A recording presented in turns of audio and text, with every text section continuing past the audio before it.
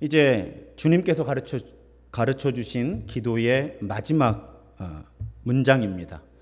이제 6개의 청원이 끝나고 이 마지막 문장을 어떻게 분류하는가 하면 송영 이렇게 한자로 부릅니다.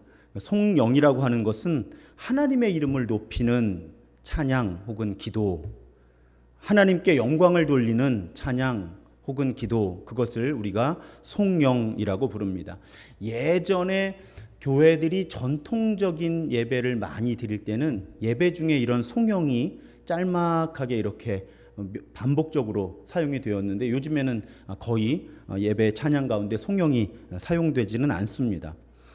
이 문장이 그런데 이 마지막 주님의 기도 문장이 참 우리를 좀 어렵게 한 것이 몇 가지가 있어요. 가장 대표적으로는 대개가 들어갔다 안 들어갔다 이제 번역을 어떻게 하냐에 따라서 이게 그러므로 이런 뜻의 접속사인데 사실은 문맥상 번역을 해도 되고 안 해도 되는 그런 접속사예요. 그래서 어떤 경우에는 번역을 해서 대개 주의 나라와 이렇게 번역을 하기도 했고 또 요즘에 우리가 표준으로 사용하는 주님의 기도에서는 아예 그 대개라고 하는 두 글자를 사용하지 않고 있습니다. 많은 분들이 제가 어릴 때는 오해를 하셔서 대개 나라가 모든 나라가 아니라 대략 대개 나라 이렇게 오해를 하셨는데 절대 그런 의미가 아니라 그러므로 요약하면 뭐 이런 의미를 가진 그런 뜻의 대개라고 하는 번역이 사용된 적도 있고 사용되지 않은 적도 있다. 그것보다 더 근본적으로 이 문장이 우리를 힘들게 하는 것은 여러분들이 성경 개역 개정을 이렇게 보시면 이 문장은 괄호 안에 들어가 있어요. 대부분의 성경책에. 그리고 앞에 번호가 적혀 있습니다. 제 성경책은 4번 이렇게 쓰여 있고 난외주라고 해서 설명을 따라가 보면 뭐라고 기록되어 있는가 하면 고대 사본에 이 괄호 내 구절이 없음 이렇게 쓰여 있어요. 자, 이게 무슨 의미일까? 우리는 마태복음을 포함한 신약 성경에 사본들을 가지고 있어요. 여러 개의 사본이 있어요. 대신 원본이 뭔지 몰라요. 우리는 성경의 원본을 가지고 있지 않다고 말할 수도 있고 원본이 무엇인지 모른다고 말할 수 있습니다. 수많은 사본들이 있는 거예요. 사본들이 어떻게 만들어졌죠? 그런데 손으로 필사를 해서 손으로 이 베껴 적으면서 수많은 사본이 만들어지면서 사본들마다 이유를 알 수 없는 차이들이 존재하는 거예요. 그러면 이것만 연구하는 학자들이 있어요. 그래서 이 사본들을 놓고 어떤 사본이 어떤 사본보다 먼저 만들어졌는지 혹은 그 사본들이 지역적인 차이가 없는지 이런 걸 연구하는 거예요. 이제 그런 분들이 마태복음의 사본들을 가지고 연구를 해보면 어떤 사본들에는 정말 이 주님의 기도가 이 나라와 권세와 영광이 아버지께 영원히 있사옵나이다 아멘이 없는 거예요. 요 앞에서 주님의 기도가 끝나요.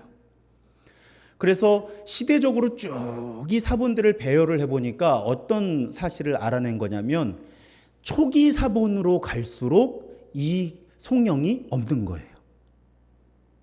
후기로 갈수록 사본에 이 송영이 들어가 있고요. 그래서 왜 이런 차이가 일어났을까? 모릅니다. 한 가지 분명한 건 마태복음이 처음 기록됐을 때는 이 송영이 마태복음에 기록이 안 된 거예요. 나중에 사본이 필사될 때 그때 포함이 된 거예요. 그러면 왜 필사를 하면서 이런 차이가 생겼을까? 실수를 했을 수도 있을 것 같지만 의도들이 있는 경우가 많습니다. 가장 대표적으로 의도가 있는 경우가 여러분 요한계시록에 보시면 666이 나오잖아요. 666. 근데 여러분 이따가 한번 성경을 보세요. 거기도 여러분 성경 중에는 번호가 있고 설명이 있는 성경들이 있어요. 그러면 어떤 설명이 있는 성경들이 있는가 하면 어떤 사본에 보면 숫자가 666이 아닌 거예요. 다른 숫자가 거기 기록되어 있는 거예요. 왜 그런 일이 일어났을까? 헷갈릴 것도 없잖아요. 666인데 그러면 필사한 그 누군가가 의도가 있는 거예요. 어떤 의도일까 하고 학자들이 연구를 해보니까 제가 요한계시록 강의 매일 기도회 때 하면서 설명을 드렸던 기억이 있어요.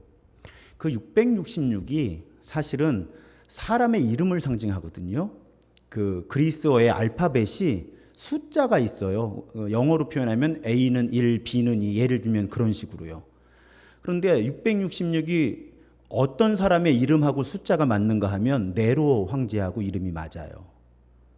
그러니까 우리는 요한계시록을 해석할 때 그 666에 심오한 뜻이 있을 수 있어요. 그렇지만 적어도 이 요한계시록 이 편지를 처음 받아든 사람에게 이 666은 교회와 그리스도를 탄압하고 차별하고 불이익을 안겨주는 누군가를 지칭하는 의미로 666이 사용되었다는 걸 알 수 있어요.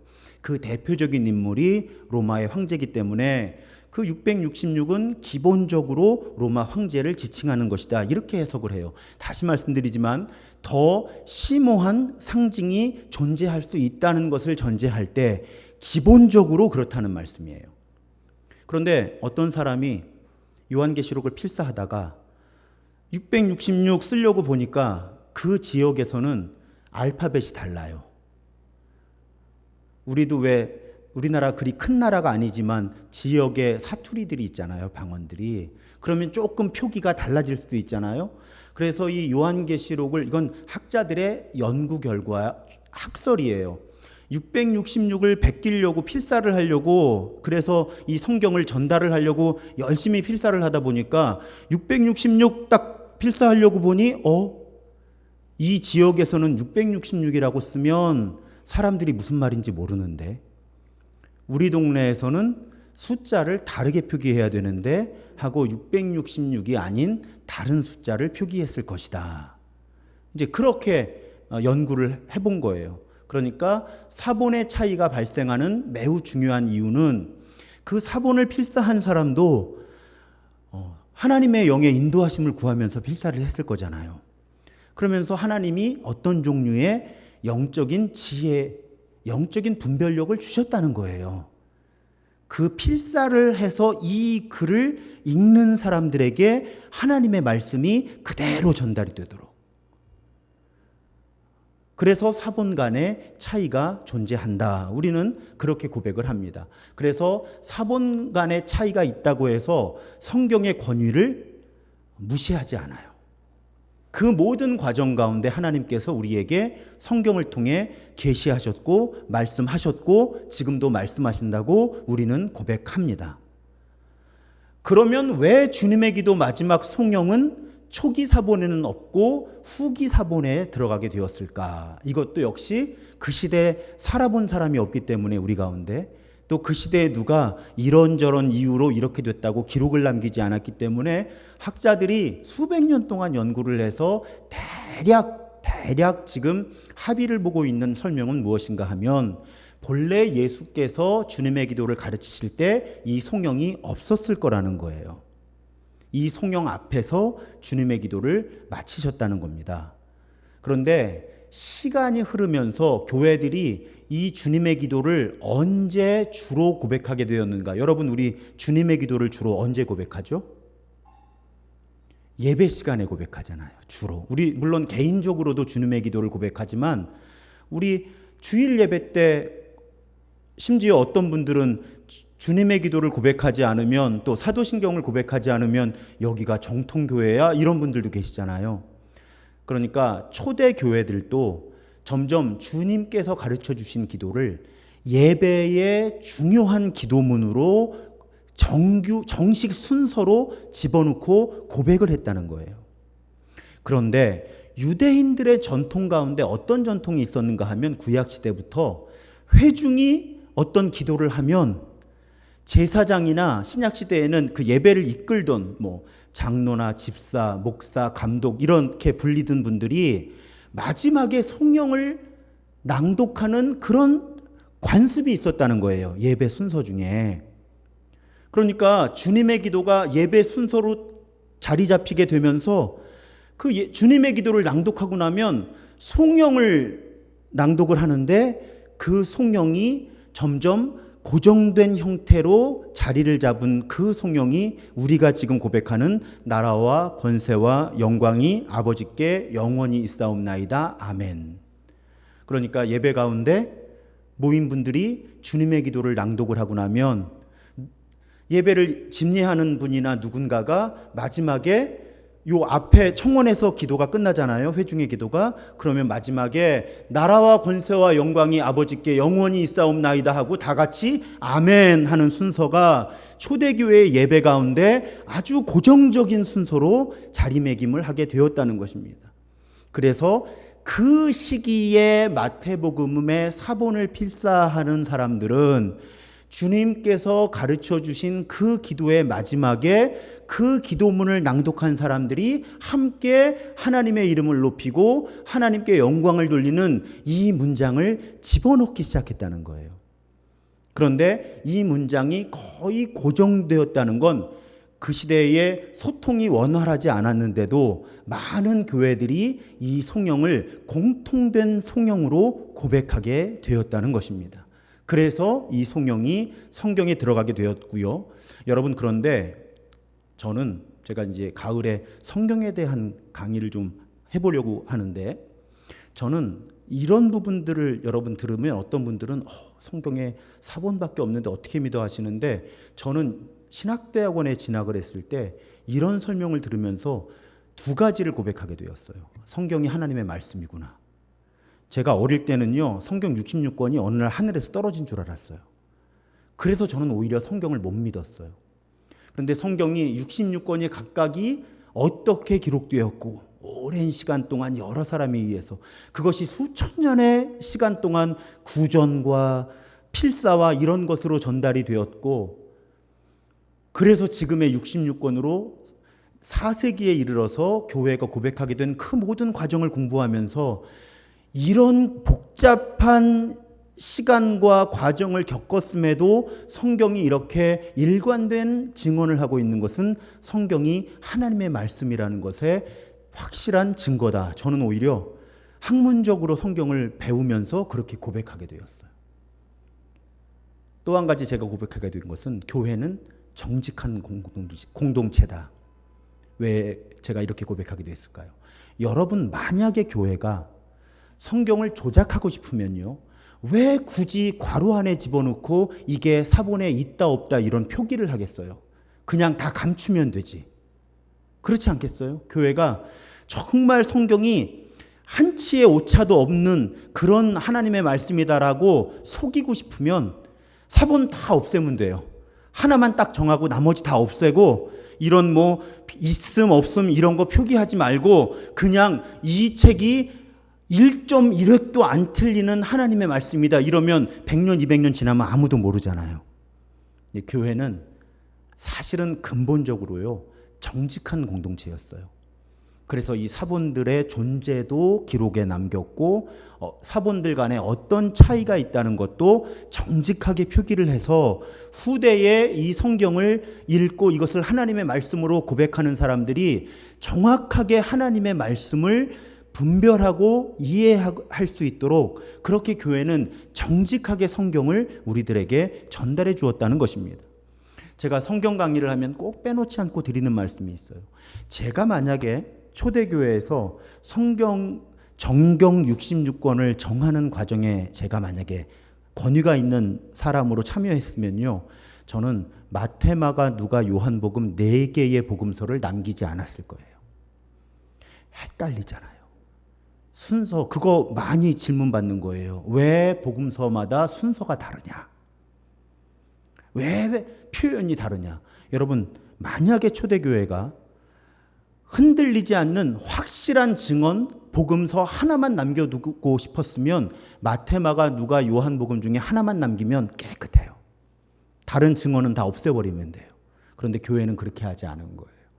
다른 여러 복음들이 또 존재했지만 적어도 이 4개의 복음은 각기 다른 관점을 취하고 있기는 하지만 예수 그리스도에 대한 흔들림 없는 계시다, 증언이다, 정직하게 4권을 준 거예요.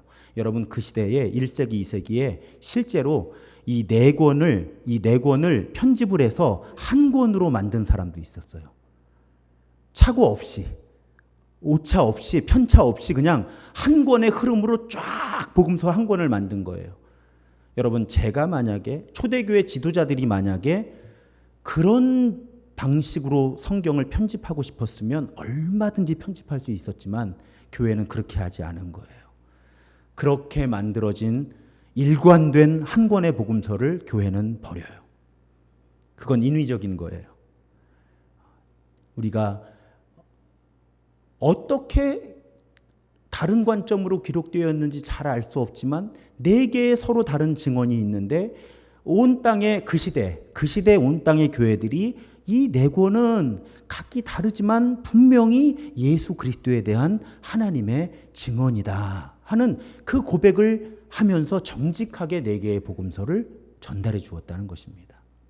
그래서 저는 오히려 이런 문헌의 학문적인 요소들을 공부하면서 성경은 정말 하나님의 말씀이구나, 그리고 교회는 정말 정직한 공동체구나 하는 이 두 가지의 확신을 갖게 되었어요. 제가 전혀 두려움 없이 여러분들에게 이런 부분들을 다 설명해 드리는 이유는 저와 같은 영적 여정을 여러분도 통과하셔서, 그래야 이단들이 와서 이거 뭐 괄호에 있으니까 뭐 성경이 어쩌고 저쩌고 해도 그거 우리 교회에서 다 배웠는데 우리 목사님이 이렇게 돼서 이렇게 됐다고 말씀하셨고 성경은 하나님의 말씀이라고, 그렇게 심지어는 교회가 정직한 공동체라고 말씀하셨어. 그러면 이단이 어떻게 하겠어요, 우리를? 그래서 우리가 이런 부분들을 잘 이해할 때 시험에 드는 것이 아니라 오히려 우리의 믿음이 더 근거가 확실한 믿음이 되는 거죠. 이런 모든 것들을 다 이해하는 기초 위에 우리의 믿음이 튼튼하게 설 수 있다는 말씀이죠. 그래서 20세기 최고의 신약학자로 인정받는 요아킴 예레미야스라고 하는 분이 이 문제에 대해서 이렇게 글을 남겼어요. 예수님은 주기도문에서 송영을 말씀하지 않았지만 송영을 드리는 것에 대해서는 찬성하셨음에 분명하다. 예수님께 여쭤보고 이 송영을 집어넣은 건 아니지만, 그래서 예수님이 이 송영을 직접 가르쳐 주셨다고는 믿기 어렵지만 사본들을 연구해 보면, 하지만 분명한 것은 예수님도 이 송영을 주님의 기도의 마지막에 드리는 것에 대해서 찬성하셨음에 분명하다 하고 이 문제에 대해서 권위 있는 어떤 결론을 내려줍니다. 여러분, 가만히 생각해 보세요. 주님의 기도가 하늘에 계신 우리 아버지, 이름이 거룩히 여김을 받으시오며 라고 하는 하나님의 이름을 높이는 청원으로 시작되잖아요. 그러면 그 주님의 기도의 마지막에 하나님의 이름을 높이는 송영이 들어가는 것은 아주 균형을 이루는 것이죠. 아주 적절한 것입니다. 그래서 이 주님의 기도를 가르쳐 주신 예수님의 뜻에 일치한다, 이 송영을 마지막에 우리가 고백하는 것은.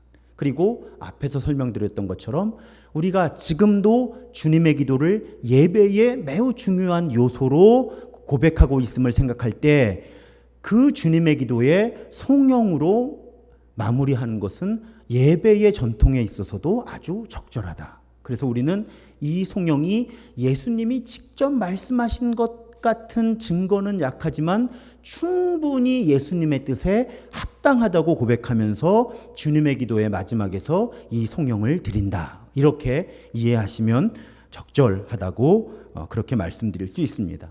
그러면 이제 세 가지가 하나님께 있음을 고백하는 송영이잖아요. 나라와 권세와 영광. 이것이 무슨 의미인지 간략하게 살펴보면 우리가 이 송영의 의미를 이해할 수 있습니다. 자, 나라가 하나님의 것입니다.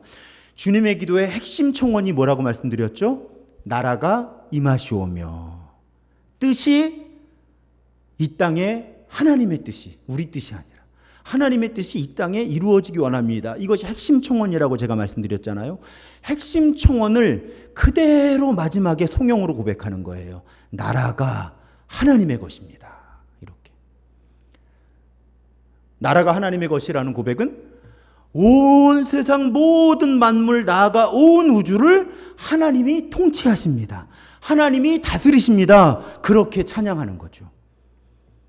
이것은 그 시대에는 매우 위험한 고백이었어요. 왜요? 그 시대의 통치권은 누구에게 있어요? 로마 황제.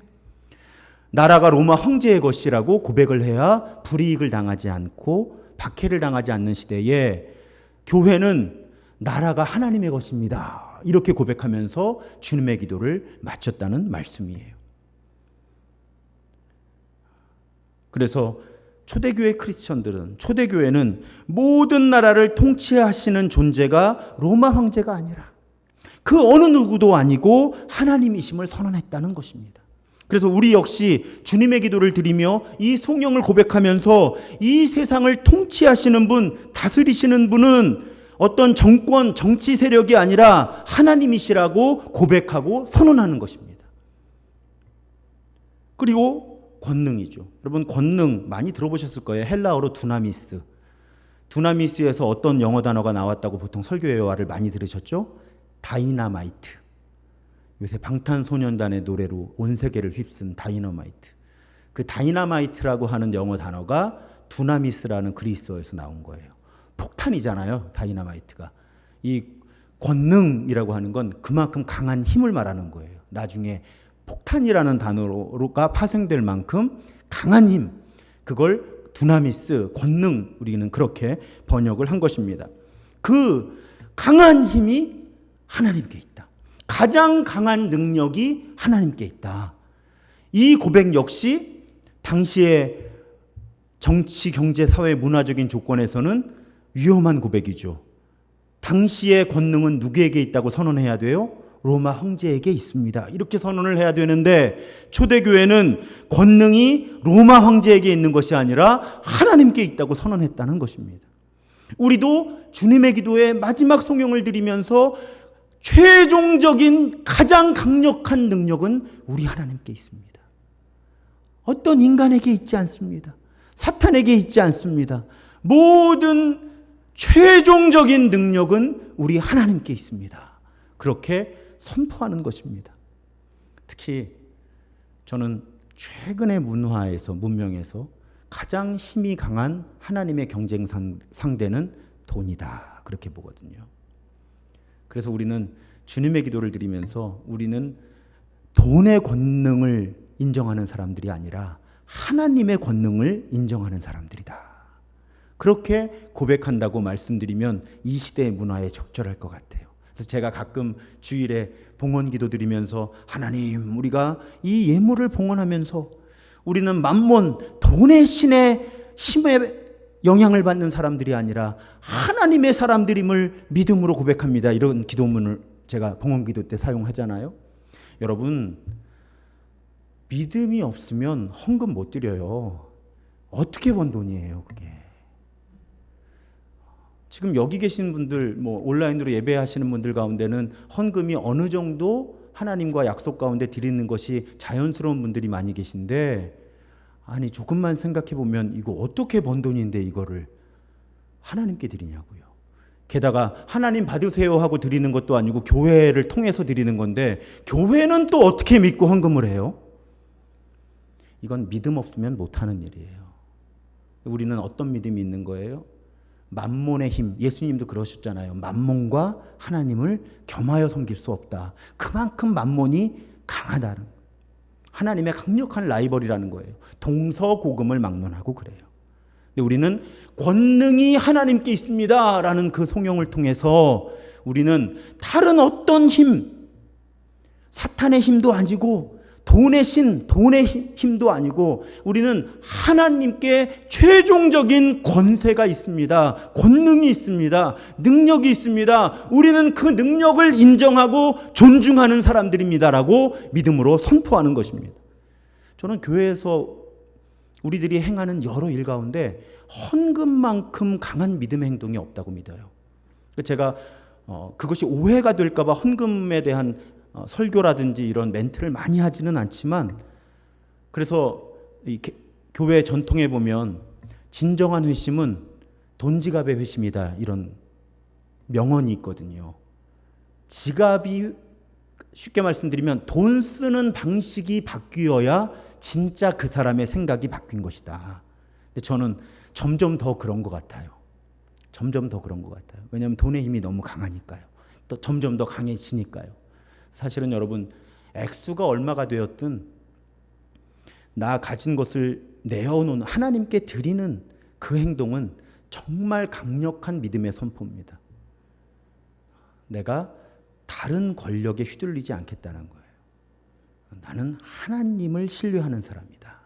하나님의 권능을 인정하는 사람이다. 요즘에 가만히 제가 원고에 있는 말씀은 아니지만 이 상반기 지나면서 왜 임원회 하면서 재정 보고 드리고 그랬잖아요. 그러면서 이렇게 감사해서 가만히 기도하는데 제가 그런 생각이 들어요. 우리 교인들이 정말 헌금을 많이 하시는 거예요. 정말 많이 하시는 거예요. 왜 그런 생각한 줄 아세요? 예수님이 가난한 과부의 2렙돈을 귀하게 여기셨잖아요. 많이 넣었다고, 부자보다 많이 넣었다고 예수님 말씀하셨잖아요. 그 원리를 제가 2년 전에 설명드렸죠. 하나님 나라 관점에서는 헌금을 얼마를 했느냐가 중요한 게 아니라 드리고 얼마가 남았느냐가 문제라는 거예요. 이해가 되시죠? 저는 정말 추호의 의심도 없이 그렇게 믿는 사람이에요. 그러니까 헌금의 액수는 내가 얼마를 드렸냐에 의해서 결정이 되는 게 아니라 드리고 나서 얼마가 남았느냐에 따라서 하나님은 헌금을 얼마를 드렸구나 하고 판단하시는 분이라는 거예요. 그렇게 생각해 보니까 우리 교회 헌금하시는 분들 중에 형편이 넉넉한 분들이 별로 안 계세요. 그래서 어느 날 감사하고 고마워서 눈물이 나더라고요. 가진 것이 많은 분들이 100만 원, 200만 원 헌금할 수 있어요. 근데 그분들은 100만 원, 200만 원을 헌금하고도 남은 것이 많으세요.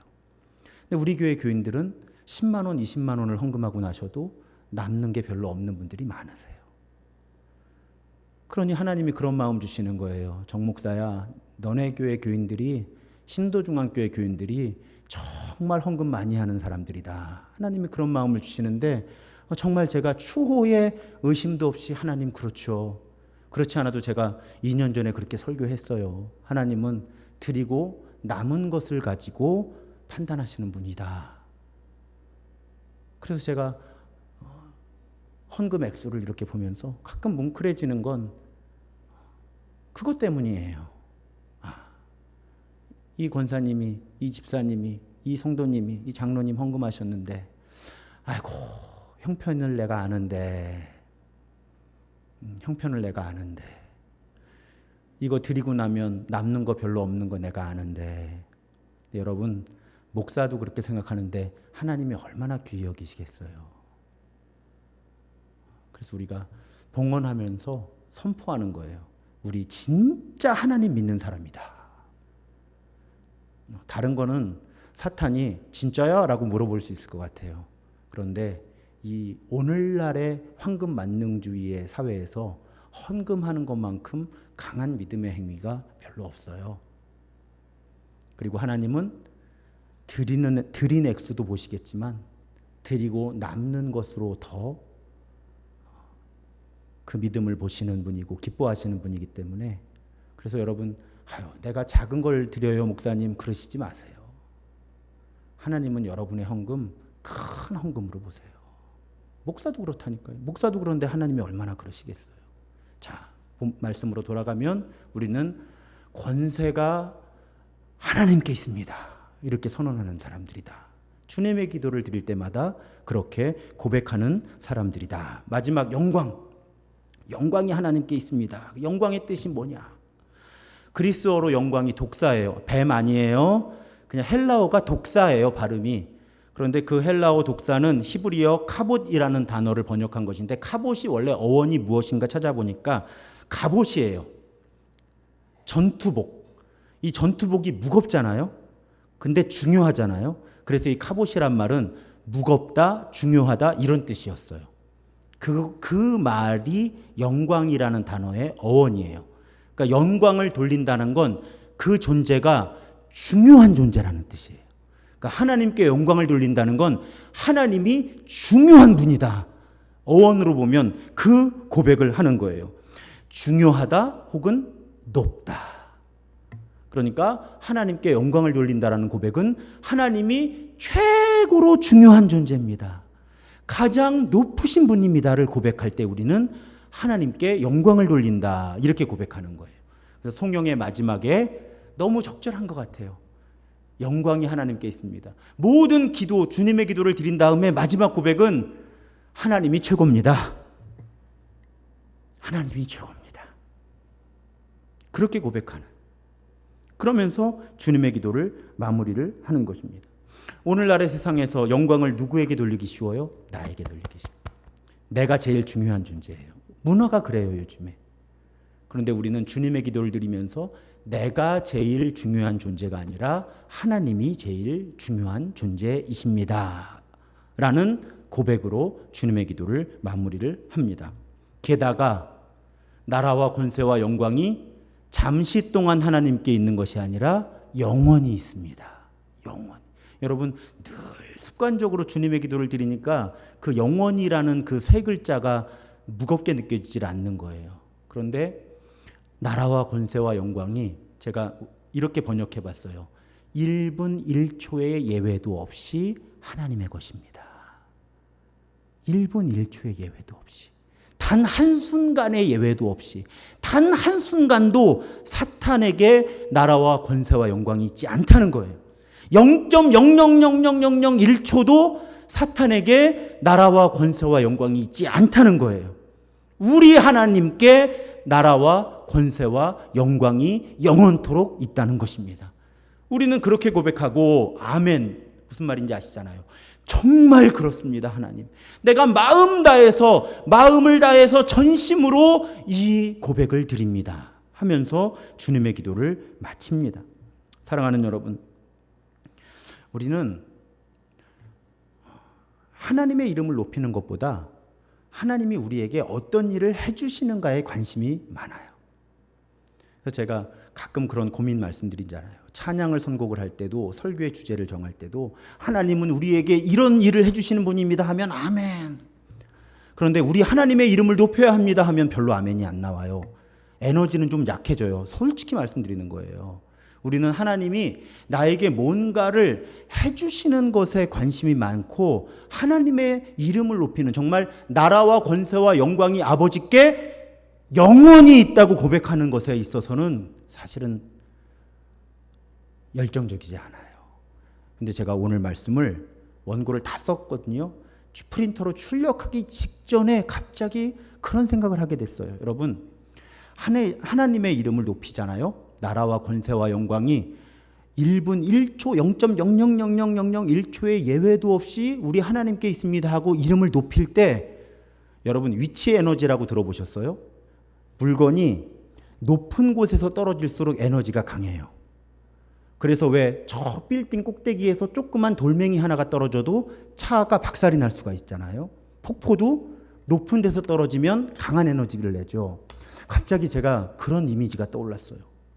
우리는 하나님이 우리에게 무엇인가를 이루어 주시는 것에 관심이 많지만, 여러분 우리가 하나님의 이름을 높일수록 어떤 현상이 빚어지냐면 에너지가 커지는 거예요. 하나님이 높아지실수록 위치 에너지가 높아지는 거예요. 그래서 하나님이 우리에게 무엇인가를 이루어 주실 때 그 에너지가 강력해지는 거예요. 그러니까 이것도 좀 이기적인 생각인데, 우리가 하나님의 이름을 높일수록 하나님이 우리에게 행하시는 일들이 강력해지는 거예요. 그러니까 여러분, 우리 이거 균형을 잃으면 안 돼요.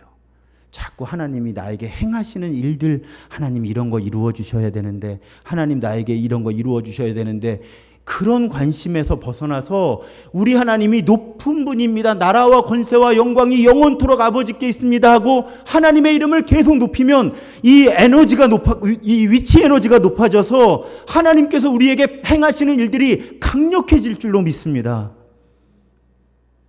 그리고 가만히 생각해 보니까 제가 지금 말씀드린 이 고백은 성경과 저의 경험과 일치하는 고백이에요. 우리가 하나님의 이름을 높일 때 하나님이 우리에게 행하시는 일들이 강력해지는 줄로 믿습니다. 사랑하는 여러분, 이렇게 주님의 기도를 이제 강해를 마무리하는데요. 첫 설교를 할 때부터 마지막 설교의 마지막에는 이 기도문을 한번 읽어드려야 되겠다 하고 제가 메모해 두었던 기도문이 있어요. 남미의 우루과이의 한 성당 벽에 적혀 있는 기도, 주님의 기도라고 하는데 버전이 다양해서 원문이 뭔지를 모르겠어요. 그래서 제가 나름대로 우리 이 주님의 기도 강해 시리즈 맥락에 맞춰서 그 기도문을 좀 번역도 하고 다른 분이 번역한 걸 옮겨오기도 했는데 제가 천천히 읽을 테니까 한번 들어보세요. 하늘에 계신 이라고 하지 말라. 온통 세상 일에만 관심 두고 있다면 우리라고 말하지 말라. 나 혼자만을 위해 살고 있다면 아버지라고 부르지 말아라. 그 아버지의 아들, 딸로서 살고 있지 않다면 이름이 거룩히 여김을 받으시오며 라고 기도하지 말라. 자기 이름을 높이기 위해 안간 힘을 쓰고 있다면 나라가 임하시오며 라고 기도하지 말라. 물질 만능의 나라를 원하면서 뜻이 땅에서도 이루어지이다 라고 기도하지 말라. 내 뜻대로 되기만을 원하면서 혹은 그 뜻을 위해 하나님 뜻을 위해 고통받을 각오가 되어 있지 않다면 오늘 우리에게 일용할 양식을 주시옵고 라고 기도하지 말라. 배고픈 사람들에 대해 아무런 관심이 없다면 또는 죽을 때까지 먹을 수 있는 양식을 쌓아놓으려 하면서 우리가 우리에게 죄 지은 자를 사하여 준 것 같이 우리 죄를 사하여 주시옵고라고 기도하지 말아라. 누군가에게 아직도 앙심을 품고 있다면 우리를 시험에 들게 하지 마시옵고라고 기도하지 말아라. 죄 지을 기회를 찾아다니고 있다면 악에서 구하시옵소서라고 기도하지 말아라. 악에 대항해 싸울 마음이 없다면 아멘이라고 말하지 말아라. 주님의 기도를 진정 너의 기도로 바치지 않으면서 제가 이번 주 주보에 함께 읽는 글에 이 기도문을 넣으려고 그래요. 이 기도문으로 10번의 강해에 아주 많은 부분이 정리가 돼요. 여러분 우리는 주님의 기도를 만약에 우리가 주님의 기도를 진심으로 기도한다면요. 그리고 말씀드렸죠. 우리의 모든 기도가 주님의 기도에 영향을 받아서 만들어져야 한다고요. 근데 정말 우리가 그렇게 기도하면 그 기도대로 우리가 빚어지는 거예요. 정말 기도하면. 그래서 우리가 더 예수 닮은 사람들이 되는 거예요. 그러면서 우리의 삶 속에 하나님의 나라가 파고드는 거예요. 침투에 들어오는 거예요. 그래서 우리 삶 속에 하나님의 뜻이 이루어지는 가장 행복한 일들을 우리가 매일의 일상 가운데 경험하고 고백하고 간증하면서 살아가게 된다는 것입니다. 사랑하는 여러분, 정말 예배 때마다 제가 부탁드리는 건 주님의 기도를 외워서 하시지 말고요. 읽으세요. 그래야 빨라지지 않고 이렇게 건성으로 하질 않고 그러니까 제가 꼭 주일 예배 때 사실은 수요 예배 때 제가 기도하면서 마지막에 이 시리즈 하는 동안 계속 주님의 기도했잖아요. 전 계속 보면서 읽어요. 묵상하느라고. 아니 목사님 다 외워요. 여러분 외워서 하는 거 하고요. 눈으로 한 줄 한 줄 읽어내려가는 거 하고 강도가 다를 때가 많아요. 저는 주일 예배 때 주님의 기도 제가 못 외우지는 않잖아요. 주님의 기도를. 그런데 꼭 앞에 놓고 빨라지지 않도록 뛰어넘지 않도록 건성으로 읽지 않도록 꼭 한 줄 한 줄 이렇게 그래서 제가 천천히 주님의 기도를 드리는 것처럼 여러분이 느껴지시는 거예요. 보통 암송을 하면 빨라지거든요. 안 틀리려고. 그래서 여러분 정말 마음 다해 주님의 기도를 드리시고요. 그리고 다른 모든 여러분들의 기도가 주님의 기도의 틀을 잘 따라가도록 벗어나지 않도록 우리가 정말 주님의 기도를 진심으로 드리고 우리의 모든 기도가 주님의 기도에 영향을 받게 된다면 우리는 더욱더 하나님의 사람으로 빚어지고 우리를 통해 하나님께서 이루시는 일들을 보게 될 줄로 믿습니다.